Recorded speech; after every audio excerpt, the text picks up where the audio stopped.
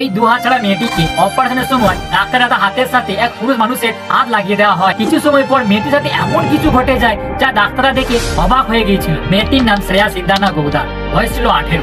2016 সালে এক বাস দুর্ঘটনায় তার হাত দুটো গুরুতরভাবে আঘাত পায়, ফলে ডাক্তারেরা তার হাত দুটোকে কেটে ফেলে দেয়। মেয়েটির কোনো হাত না থাকায় তাকে অনেক সমস্যায় পড়তে হয়েছিল। একদিন সে জানতে পারে হ্যান্ড ট্রান্সপ্লান্ট সম্বন্ধে। সে ঠিক করে তার নিজের হাত হ্যান্ড ট্রান্সপ্লান্ট করবে, কিন্তু সে হতাশ হয় কারণ সে তার নিজের জন্য কোনো হ্যান্ড ডোনার খুঁজে পায় না। 2017 সালে মোহন ফাউন্ডেশন নামক এক সংস্থা থেকে তার জন্য হ্যান্ড ডোনার খুঁজে পেয়ে যায়। কোচিং ফরিদাবাদে Amrita institute of medical science হাসপাতালে ডক্টর সুব্রমণি আয়ারের নেতৃত্বে 36 জন ডাক্তার মিলে 13 ঘন্টা ধরে অপারেশনটি করা হয়। শ্রেয়া এশিয়ার প্রথম মহিলা হয়ে যায় যা ইন্টারজেন্ডার হ্যান্ড ট্রান্সপ্লান্ট সফলভাবে করানো হয়েছিল। কিন্তু হাত দুটো এক 21 বছরের যুবকের ছিল। কিছু সময় পর ডাক্তার অবাক হয়ে যায় কারণ তারা দেখে যে শ্রেয়ারও দুটো হাত তার শরীরের আকারে অনুযায়ী হতে থাকে এবং গায়ের রঙের সাথে মিশে যায় এবং হুবহু হাত দুটো এক মহিলা হাতের মতো হয়ে যায়।